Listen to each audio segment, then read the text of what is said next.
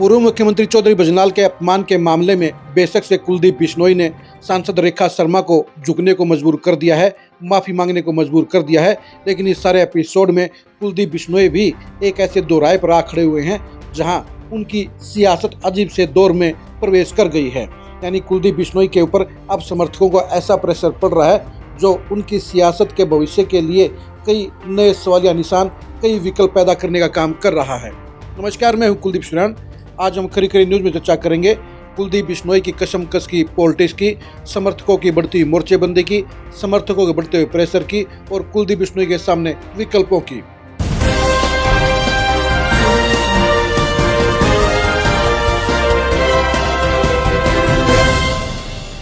कुलदीप बिश्नोई को इस साल अगस्त में बीजेपी में शामिल हुए 4 साल पूरे हो जाएंगे।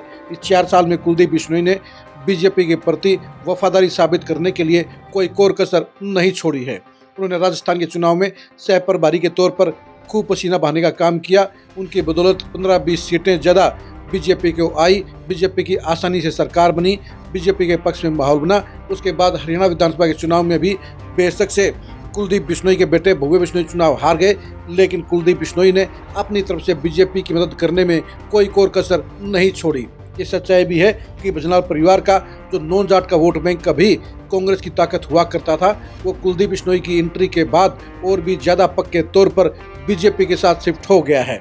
2014 में बीजेपी की पहली सरकार भी कुलदीप बिश्नोई के साझे प्रयासों से बनी थी, क्योंकि विधानसभा चुनाव में बेशक से बीजेपी अलग होकर लड़ी थी, लेकिन लोकसभा चुनाव में बीजेपी और हजका दोनों का गठबंधन था और इस गठबंधन में ही गैर जाट वोटरों ने थोक के भा बीजेपी को वोट दिए थे।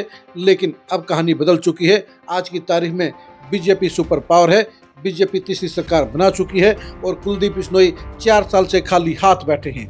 कुलदीप बिश्नोई बार बार एडजस्टमेंट का इंतजार करते हैं, लेकिन हर बार उनको मायूसी हाथ लगती है। लेकिन बजनाल के अपमान के मामले में अब कुलदीप बिश्नोई के समर्थकों का सब्र का बांध टूटता हुआ नजर आया है। पहली बार कुलदीप बिश्नोई के समर्थकों ने लगभग 16 जिलों में अपनी नाराजगी जाहिर करने का काम किया। मामला बिगड़ते देख बीजेपी को रेखा शर्मा से माफ़ी मांगने में ही भलाई समझ में आई, माफ़ी मांग ली गई और उसके बाद कुलदीप बिश्नोई ने भी माफ़ कर दिया। लेकिन इसके बावजूद कुलदीप बिश्नोई के समर्थकों की आग ठंडी नहीं हुई है, क्योंकि कुलदीप बिश्नोई के समर्थक ये समझ चुके हैं, ये मान चुके हैं कि बीजेपी के अंदर ना कोई उनकी सुनवाई है। बीजेपी में शामिल होने के बावजूद उनके साथ में शौचालय व्यवहार किया जा रहा है। वो बीजेपी के सदस्य हैं, बीजेपी के लिए काम भी करते हैं, लेकिन अभी तक बीजेपी ने उनको एडजस्ट नहीं किया है। बीजेपी में अभी भी उनको एक तरह से अवॉइड किया जाता है और कुलदीप बिश्नोई की अभी तक कोई एडजस्ट नहीं होने के चलते भी इन तमाम समर्थकों को लगता है कि जब कुलदीप बिश्नोई का ही भला बीजेपी नहीं कर रही है, तो ऐसे में उनका तो कभी सोचा भी नहीं जाएगा। और इसलिए कुलदीप बिश्नोई के समर्थक अब उनके ऊपर प्रेशर डालने का काम कर रहे हैं कि वो जितना जल्दी हो सके बीजेपी से अलग रास्ता अपनाने का काम करे। लेकिन कुलदीप बिश्नोई भी अभी भी वेट एंड वॉच में है। उनको लगता है कि बीजेपी उनकी सुध लेगी, बीजेपी उनको पूरा मान सम्मान देगी, बीजेपी उनको अच्छी जगह एडजस्ट करेगी और इसलिए कुलदीप बिश्नोई भी ठंडे स्वभाव की तरह अपनी पॉलिटिक्स को आगे करने का काम कर रहे हैं। कुलदीप बिश्नोई ने बजनाल के अपमान के मामले में जरूर आर पार का मूड बना लिया था, लेकिन रेखा शर्मा की माफ़ी के बाद वो ठंडे हो गए, वो शांत हो गए। लेकिन कुलदीप बिश्नोई के समर्थक अभी भी शांत नहीं हुए हैं।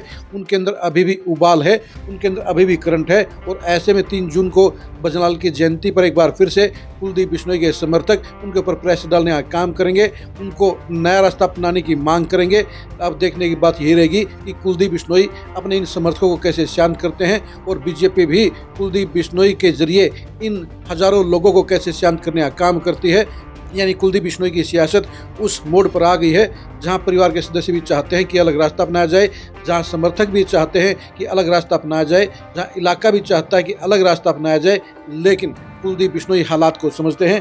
कुलदीप बिश्नोई बीजेपी को पहल करने देना चाहते हैं और इसलिए कुलदीप बिश्नोई अपनी पॉलिटिक्स को सोच समझ कर ही अगले दौर में ले जाना चाहते हैं। यही वजह है कि कुलदीप बिश्नोई एकदम कोई बड़ा फैसला लेने के मूड में नहीं है। वो सारे हालात को भांप रहे हैं, वो पूरे प्रदेश की सियासत को अपने तरीके से जमा घटा कर रहे हैं और उसके बाद ही कुलदीप बिश्नोई अगला फैसला लेने का काम करेंगे। लेकिन ये सच्चाई है कि कुलदीप बिश्नोई और उनके समर्थकों का गबन बीजेपी से इकट्ठा हो चुका है, क्योंकि बीजेपी ने उनसे सदा लिया ही लिया है, दिया कुछ नहीं है। और यही वजह है कि बीजेपी के अंदर बेशक से कुलदीप बिश्नोई को लेकर नेगेटिविटी है, बेशक से कुलदीप बिश्नोई को लेकर ये सोच बनाई गई है कि उनके पास कुछ नहीं बचा है, लेकिन बजरंग के अपमान के मामले में ये साबित हो गया है कि कुलदीप बिश्नोई का अभी भी पूरे प्रदेश में सिस्टम है, अभी भी पूरे प्रदेश में उनके समर्थक हैं और अभी भी कुलदीप बिश्नोई गैरजाट चेहरे के तौर पर प्रदेश में अपनी एक अलग से मौजूदगी रखते हैं, अलग से हैसियत रखते हैं, अलग से पकड़ रखते हैं। यही वजह है कि बीजेपी भी अभी उनके साथ कोई खेला नहीं करना चाहती है,